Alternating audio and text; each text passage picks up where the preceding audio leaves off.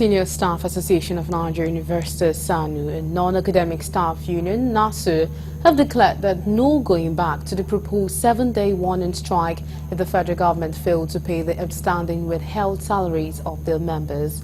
Speaking with Galaxy News correspondent Lebi Joseph, the acting chairman Ssanu Unilag Council, Benga, after a joint meeting of Ssanu and Nasu, said the refusal of government to honor agreements reached on the payment of withheld salaries of members is unacceptable, and the two unions are ready to embark on industrial action.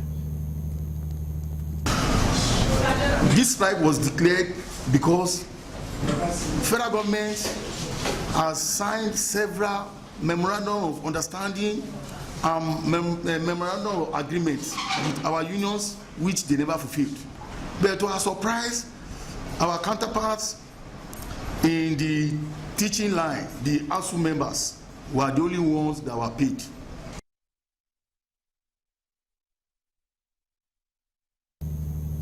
Speaking further, Comrade Adinaya said through the plight of students who will be directly affected when their members' down tool is of concern to them, but the withheld salaries have really affected the finances of the staff in their cadres, and it is a clear injustice for government to pay withheld salaries of ASU and refuse to pay up that of Ssanu and Nasu.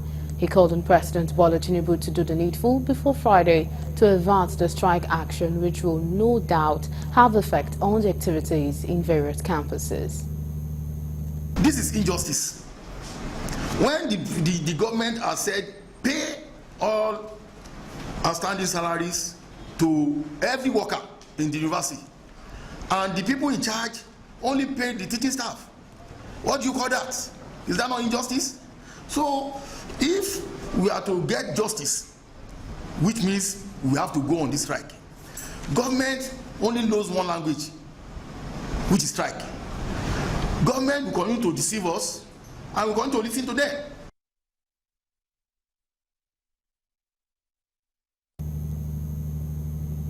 Joining us from Abeokuta is Comrade Abdul Sabur Salam, who is the National Vice President of Ssanu. Hello, good evening. Yeah, good evening. Thank you so much for joining us at this hour. Thank you very much. All right, so how correct is the claim that government directive for payment of withheld salaries covers that of Ssanu and Nasu? But first and foremost, I think we need to go back to the background of this strike. This strike was a product of broken agreements prior to 2022, which had to do with the issues of IPPIS, the issues of the renegotiation of our 2009 agreement, and a myriad of all other issues. The strike commenced in March 2022 and ended in August 2022. At the end of that strike, there was a memorandum of agreement that was signed between the unions, that is Ssanu and Nasu this time around, and the representatives of the federal government of Nigeria, represented by the Honorable Minister of Education then, Malam Adamu, and representatives of the Honorable Minister of Labour, amongst other government representatives.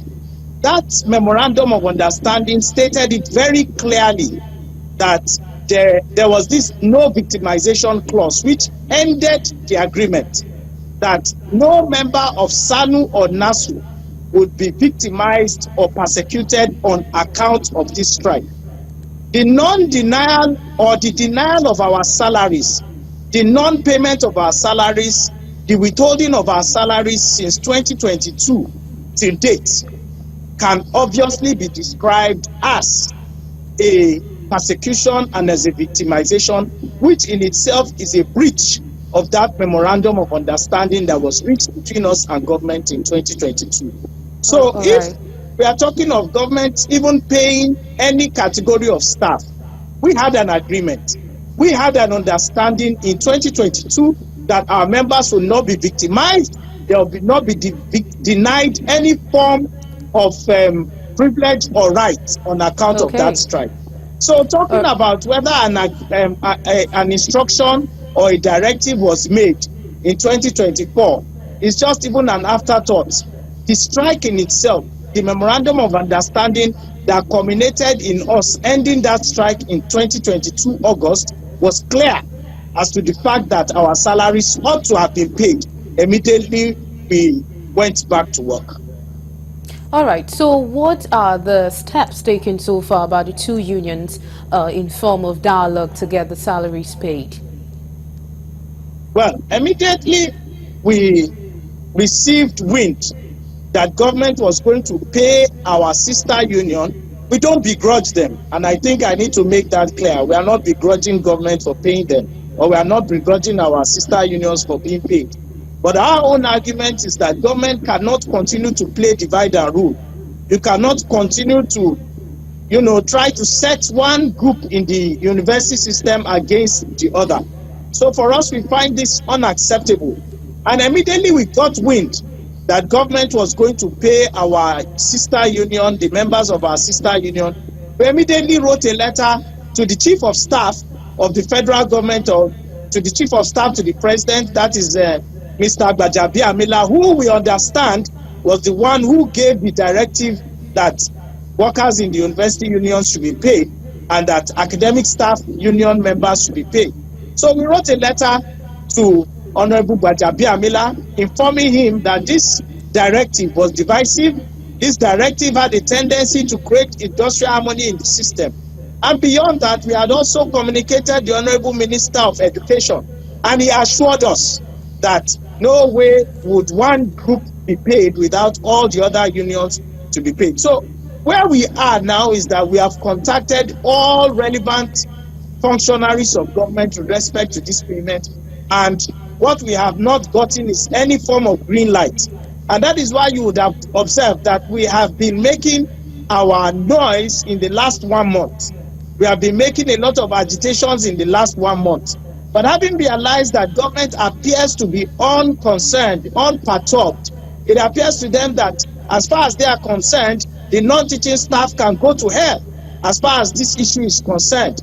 And that is why we have decided at our last NEC meeting, which held at Federal University of Technology, Akure, last week, that we were going to embark on strike. And we have given as much notice as possible.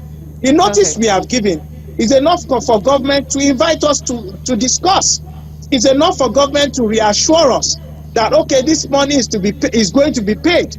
But since we have received no assurance, we have received no invitation for a meeting, we have received no form of response whatsoever to our various letters, then it's obvious that what we have been writing, all our communications have been received with a lot of contempt.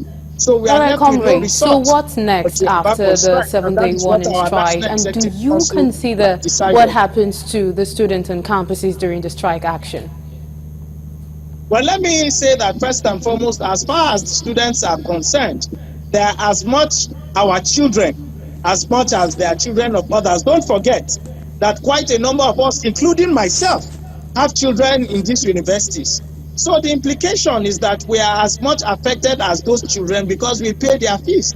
And we want them out of the system as much as possible so that they can also be gainfully employed. But the reality because again, we are not like many of those government functionaries who have their children abroad in the UK, in the US, in China, in Dubai, wherever. Our children are resident and school in Nigeria. So we are as much affected as any other parent out there. But the reality of it is that we are also victims. We are victims of the fact that we cannot even pay for those school fees for our children. We cannot take care of our children because we are being denied basic rights. And what we have realized is that government continues to dehumanize us. Government continues to treat us as if we are second-class citizens in a country that we call our own.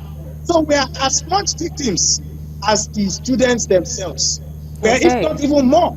Because many of us have gone to school, many of us are graduates, and many of us are being treated with disregard, with a high level of contempt. We are professionals. Ssanu, Nasu members make up the professionals in the university system. They are the medical doctors, they are the accountants, they are the administrators, they are the engineers, they are the architects, they are the nurses, So we are being treated with this kind of contempt, and we are parents in our own Okay. rights. So we care as much as we can for the children, or for the students, but we are also as much victims as these students that we are talking about. All right, thank you so much, Comrade Abdulsabir Salam, who is the National Vice President of Ssanu, and he joined us from Abeokuta. Thank you so much.